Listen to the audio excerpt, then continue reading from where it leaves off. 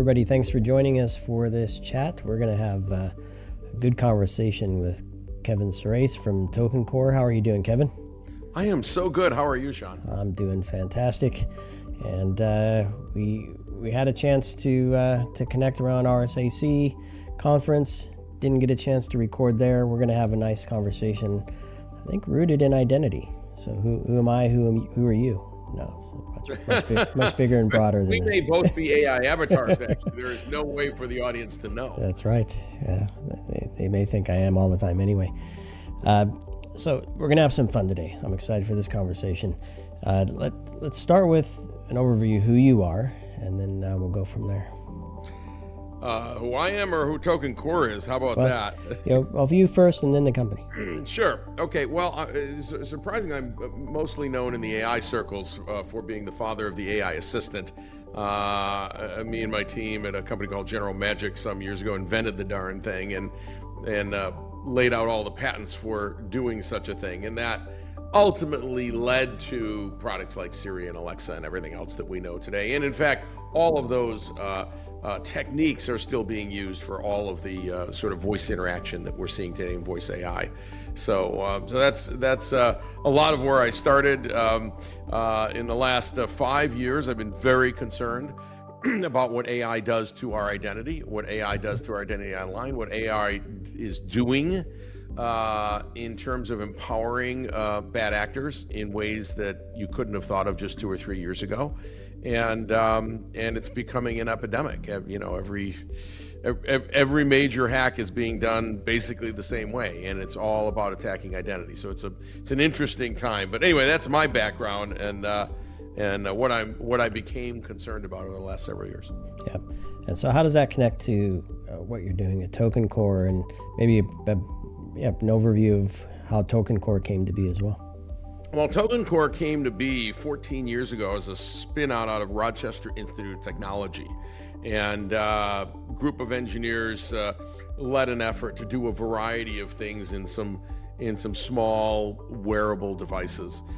And a lot of those things included payments and opening car doors and things like that. And I came to be involved about 5 years ago and recognized that those are all interesting, but they can be done okay by a phone, and you probably have a phone, and it's good enough.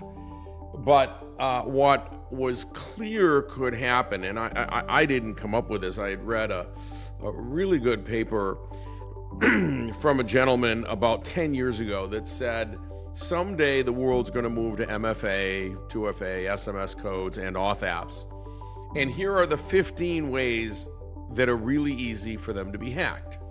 Now, he publishes this. It's someone in the industry. I won't mention his name, but everyone knows him. And people weren't really paying attention to that. And I read that and I go, this is a serious problem that's about to happen. Now, why it wasn't a problem 5 years ago is no one was using MFA and Auth apps, so the bad actors didn't have to go after that attack vector, right? Well, all of a sudden, just in the last 2 years, Salesforce forces Auth apps, Microsoft forces Auth apps. Let's just go down the line, either Auth apps or SMS or some other MFA. And these are very old techniques and technologies. They're basically all 20 years old. Could have done any of them for the last 20 years. They are not secure. And so only in the last, 12 to 18 months, all the bad actors quickly, what do? They go off and do what the guy said they would do. And I had someone on a podcast recently ask me, I can't believe that all of a sudden they're attacking the Auth app at Salesforce. Why are they doing that? Because until a year ago, you didn't use the Auth app at Salesforce. You didn't have to attack it. All you needed was someone's credentials on the dark web. Now, I actually need to attack that. And the method to do so, 15 methods, were laid out, like I said, a decade ago. So this is what's fascinating and what not only keeping me up at night. I just spoke at a major CISO conference, and I will tell you, everybody's trying to close the gap on identity, and we think there's only one sure way to do that. So that's what we spent the last 5 years proving and rolling out, and it's the space is on fire, so we feel very fortunate. Yeah, and I want your take on what identity means, because I'm curious when you're talking to CISOs, are they thinking about and talking about and planning around what they think identity is and was 5 years ago, even a year or so ago, and it looks different from where things are heading, and they're no missing the mark? question. Yeah, that is a great question. So I think Gartner said it best just recently. They created a new category, which only Gartner, I suppose, could do. Other people do, but they do it all the time. That's called biometric assured identity. And they basically said this is a nascent category, and in the end, given AI, it's going to be a $12 billion category in a matter of years. And I think that's right. Because what we've done for identity for the longest time was, first of all, it was something you knew. You knew your password. That was enough. Turns out really bad idea. We know that, right? Not good. And then it was maybe something you possess, like I have this device and it gives me a code and therefore that's secure.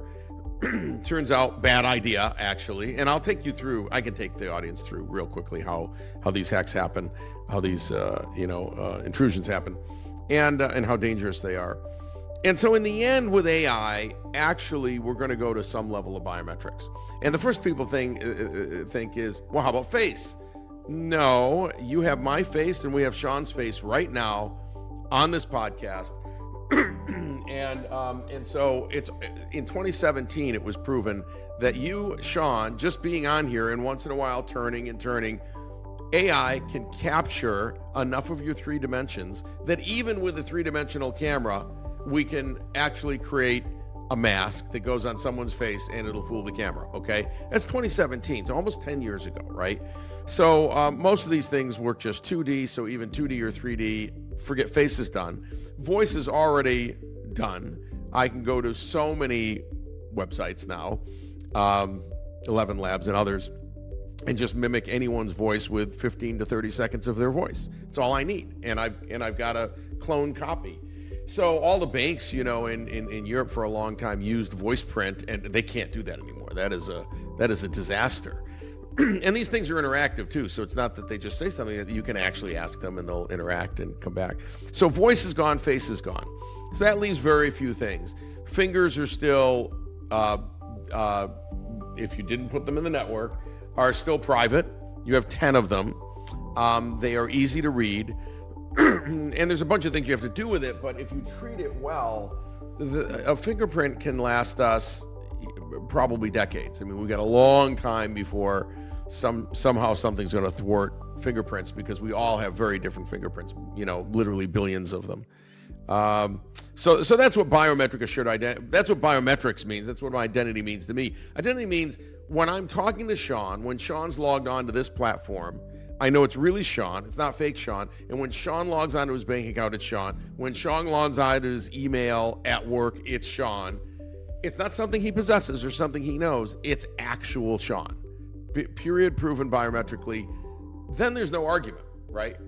Then the next step is, what do we do with that? Which is everyone's next question, right? Yeah. Yeah, and I think a lot of organizations, certainly banks and where money's involved, they require the proof of who you are, right? You come in and you actually sign and you actually prove in person that you are that. Then once the account's created, then they fall back to the other stuff. I forget. That's right. It was probably like a year and a half ago. I didn't do it because I thought it would be a little creepy, but I was like, tongue print. So yes. I was going to create an image. You lick a device, and there you go. But joking aside, this is serious, and so tell us how TokenCore kind of gets in there and does its thing to kind of help us. Let me give you one stat. This is from Palo Alto Networks Unit 42. Over the last year, 90% of successful intrusions hacked identity, and almost all of those were MFA and Auth apps included those, right? 90%, right? So I know we're all talking about what happens if someone hacks an agent and the agent goes rogue and all that. Get that. Hasn't really happened yet, but we know the attack vector to do so. But 90% of successful bad actor intrusions, including the biggest ones, Canvas and Qantas and Stryker and all these things started with an identity hack. And all of those people had privileged access, which means for sure they had MFA, for certain, no question. So how does this happen? Well, it happens, there's 15 ways, but I'll give you the easiest one. The easiest one is just an attacker in the middle, or man in the middle attack, but it's a relay attack. Basically, I use AI to create personalized phishing emails, very personalized. So Sean's email is different than mine, is different than someone else's. AI creates them by grabbing stuff off the web about you. And so you get something that's very personalized. It comes from DocuSign, Calendly, something that you trust, right? Comes from a service you trust. So DKIM works, right? All SPF works. And the emails get through, and there's no links in the email body, but it says, hey, open this PDF, you've got to address some problem on the employee system or some record or something. People open the PDF. Look, legit email, legit place it came from. They open it. It has a link in it. You go to that thing, and it takes you to, whether it's a Microsoft site or an Okta login or whatever. And that site was generated by AI, and it's pixel perfect. It was generated in moments, right? It's pixel perfect. So you're looking at it. What do? You put in your login ID and password. It's pixel perfect. Those get relayed to the hacker. They're getting relayed to a hacker. Hackers in Russia. They get relayed. He's going into the real site, right? He or she's going into the real site. And when he does, what happens after the password enters? It says, is it you on your phone? On your phone. The Auth app says, is it you? And what do you say? I'm logging in. This is the site I always log into. Yes, it's me. And what did you just do? You let him in. You didn't let you in. There's nowhere to go. You got a 404 here, and they're in your system. And as you know, over the last few years, the time in system has gone way down, and they need literally just a couple of minutes. They know exactly where to go to extract exact what data, what report they want. And within 5 minutes, they're already emailing someone at that company saying, send me $1 million or I'm going to release this data, and here's some snippets. That's how easy. That's one of 15 ways. All 15 are used today, but that's a simple one that anyone on this call can do. Teens do it. And there's kits that you download to do this, or that you subscribe to for $200 a month, that build the site and build the emails. They build everything for you. They set the relay up. All you do is sit there and wait on a screen, and when someone does it, they're going to let you in with their MFA, with their 2FA, with their SMS, with their Auth app. Doesn't really matter. And of course, all the downstream stuff is fun there. So, what? How does TokenCore deal with that? Yeah, let's look at this. Yeah. Where are you sitting? At the enterprise employees or partners or enterprise across all employees who have access to any data that one could ransom, right? Since again, 90% of attacks are coming in this way, we have to close that door. So we make a variety of products. Here's one. It's called a portable. Here's another one that's a wearable. We have a variety of form factors. But basically, this is how they work. Number one, fingerprint required. So the fingerprint you registered when you were with IT is the only fingerprint that will work on that device from henceforth, unless you completely erase the device and hand it back to IT. Your fingerprint is stored with you on your device, never with the corporation. Company doesn't have your biometrics, you have it. You have it right here. The second thing is, every time you register with whatever corporate applications there are, you are registering with your fingerprint being domain bound to the original domain you registered. So if it's okta.amazon.com, I'm making it up, I don't know if that's an actual subdomain, your, let's say Ring in this case, or your portable device or whatever, they're all wireless, by the way, there's nothing to plug in, will only work on that exact domain. So literally okta.amazon.com. So when the bad guy creates okta.amazon.com, you don't see the N because it doesn't register. Nothing happens. It won't work at all. Literally nothing happens. Nothing. Because it's going to ask over there for something, and here nothing can happen. Next thing, this only works over Bluetooth, BLE. So within 3 feet of the device logging in. So you need proximity on top of everything else.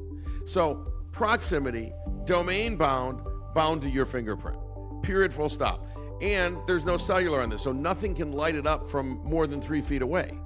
So it stops all of these kinds of attacks. There's no phishing, spoofing attack.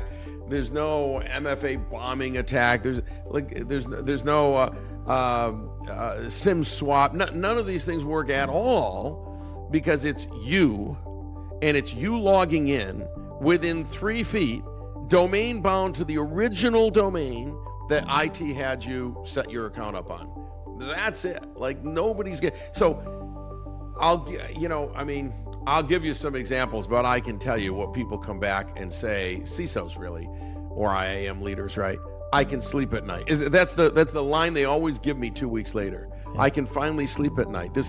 You closed the number one gap that everybody's coming in on. And that even with AI agents, they're going to come in on. They're going to come in with an identity hack, because it's so easy. Yeah. And we get a cool ring. And you get a cool ring, or a portable, or our Node, which is the size of an Apple AirTag, goes in all the AirTag accessories. You slap it on the back of your phone. Nice. I mean, this is something you carry with you. It's for you, and it's personal. And no one, by the way, no one can get your fingerprint out of this thing, because it's stored in a particular kind of secure element. It's called a secure element. It's a type of integrated circuit that if you open the device up and try to do anything with that, it destroys the information, which on top of it is already encrypted.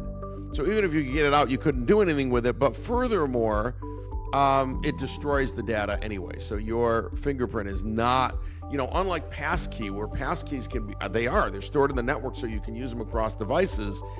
That's a very dangerous thing. And so this is stored in a device that no hacker can get into. And even if you lost the device and they got into it, they couldn't do anything with it. It's a really brilliant solution to this problem that we foresaw some years ago. And it's already compatible with everything, because it is biometric FIDO2 compatible. So it'll work with all services and all SSOs right out of the box. So how does somebody get a ring? Close us out with how people get a token or a ring or whatever it is. Oh, sure. Mostly they're corporate customers. You can just go to TokenCore.com and ask to speak to sales, and someone will get right back to you, fill out a form. There's actually an online store. If you want to buy 1 or 5 or 10 or 20, you just buy them right on the TokenCore store. It's online. I think when we look at all the happy, like the amazing customers that have rolled these out, it is the number one thing they say. First of all, they can sleep, and second of all, no one has gotten in through identity anymore. They can get your ID and password, but who cares? And by the way, most of our customers go passwordless after this, because you don't need the password. You're fully protected by your fingerprint. Kevin, sounds really good. It is. I'm sold. It's on fire. We're very fortunate.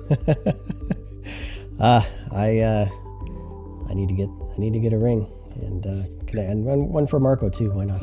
I think you should, because everyone's going to want to identity hack you tomorrow. So I get protection now. Thanks for this chat to make me in target. Yeah. Okay, there you go. Kevin, it's great chatting with you. I feel like we could talk all kinds of fun stories for hours. Maybe I'll have you back on to do some more of that. In the meantime, everybody should connect with the TokenCore team and connect with Kevin and see how they can fit into your identity management and protection programs. Thanks again, Kevin. Thank you.